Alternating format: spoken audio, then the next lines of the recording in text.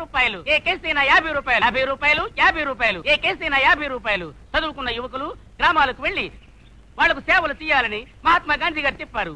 అందుకనే నేను వకీలు చదివి మీకు సేవ చేయడానికి వచ్చాను. 50 రూపాయలు 50 రూపాయలు 50 రూపాయలు ఏ కేసైనా సరే 50 రూపాయలు. ఏంటి కేసా? చెప్పు. మా ఆయన తాగొచ్చి రాత్రి పగలు లేకుండా నన్ను సాగుకొడుతున్నాడు sir. Oh this is diversity case అనగా విడాకులు.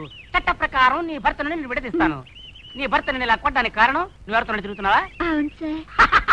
That's fine. మీ ఇద్దరిని విడదీస్తాను. నువ్వు తిరిగే వాడితో నేను కలుపుతాను. 50 కొట్టు. 50 రూపాయలు కదా 100 రూపాయలు ఇస్తాను. మా ఆయన నుంచి తొందరగా విడాకులు ఇప్పించండి. అంత అర్జెంటా? అవును sir. Okay carry on. Sir hi Navamohini, what problem? మా అత్తపూరు భరించలేకున్నాను. నా మొగుడి పక్కకే పోనివ్వటలేదు. మా ఆయనతో అటు ఇటు తిరగనివ్వటం లేదు. అటు ఇటు అంటే సినిమాలకు షికారులకు తిరగనిట్లేదు. అవును వకీల్ గారు. ఏంటన్నా?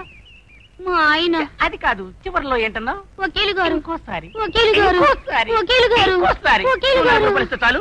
10 రూపాయలు కన్సెషన్. వరకట్నం కేసు వేసి మీ అత్తగారిని లోపలతో ఇస్తాను. నువ్వు ఎప్పుడు సంతోషంగా తిరగొచ్చు. ఎవరితోనైనా తిరగొచ్చు, బట్ నాతో కూడా తిరగొచ్చు. సరే 40 రూపాయలు.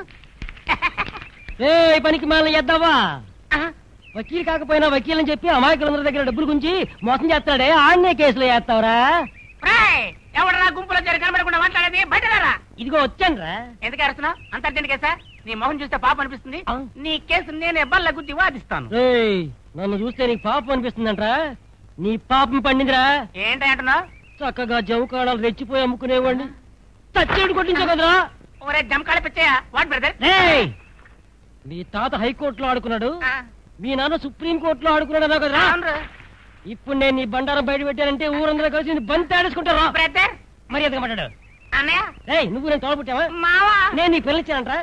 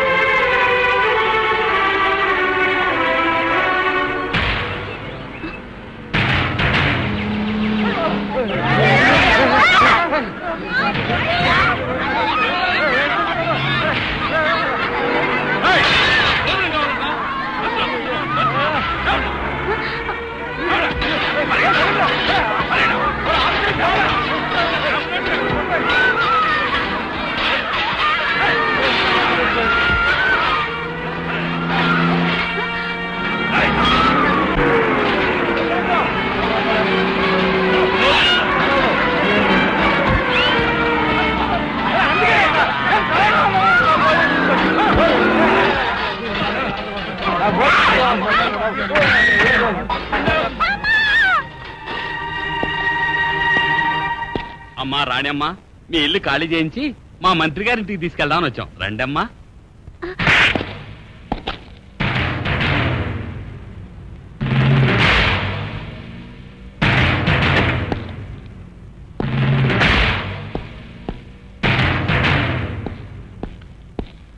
వచ్చేటప్పుడే మా అన్నయ్య చెప్పాడు, వస్త్రదానం అయ్యే వరకు ఆయనే బయట నిలబెట్టామతగా నువ్వు. అందుకే నీ దానాలన్నిటికీ ఫుల్ స్టాప్ పెట్టి యువరానికి కన్నీళ్లు రాకుండా ఎత్తుకురారా తమ్ముడు అని చెప్పాడు. ఏమ్మా, ఇప్పుడు నువ్వుగా వస్తావా లేక ఎత్తుకెళ్ళమంటావా? ఈ ఇల్లు దాటి నేను బయటికి రావటం జరిగితే చచ్చి శవంగా వస్తాను, లేదు నిన్ను నీ అన్నయ్యను చంపడానికే వస్తాను. నువ్వు ఒక ఉత్తమరాలి కూతురు అయి ఉంటే నీ బెదిరింపులకు భయపడి పారిపోయేవాళ్ళం.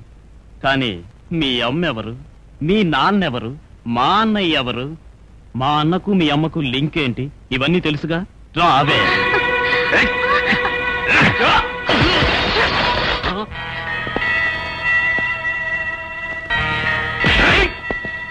పెద్దవాళ్ళు చేసిన తప్పుకి పిల్లలు శిక్ష అనుభవించాలా?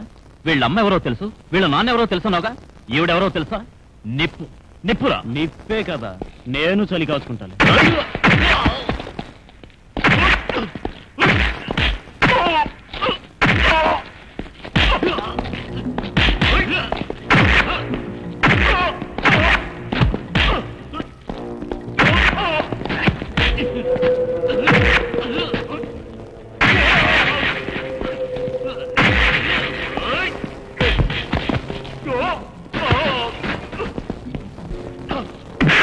Oh!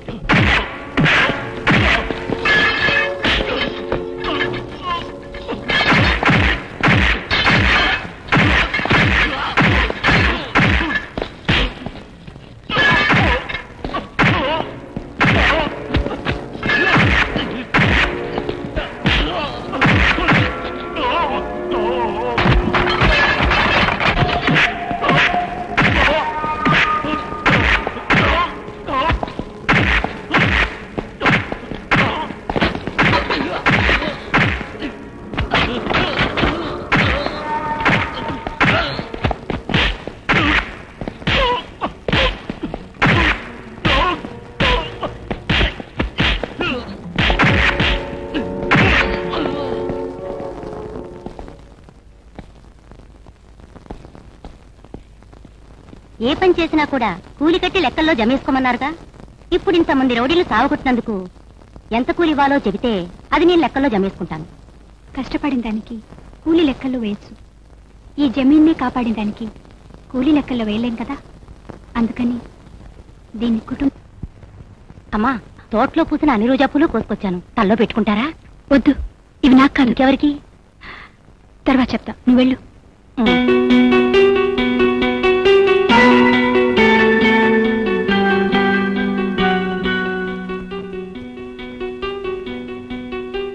పని ఇవ్వు, పనికి తగ్గ కూలి ఇవ్వు.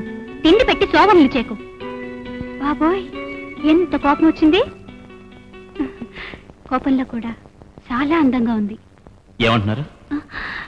లేదు, కోపం వచ్చినా కూడా రోజా పువ్వులాగా మొహం ఎర్రగా ఉందన్నాను. మీరు మాత్రం తక్కువ.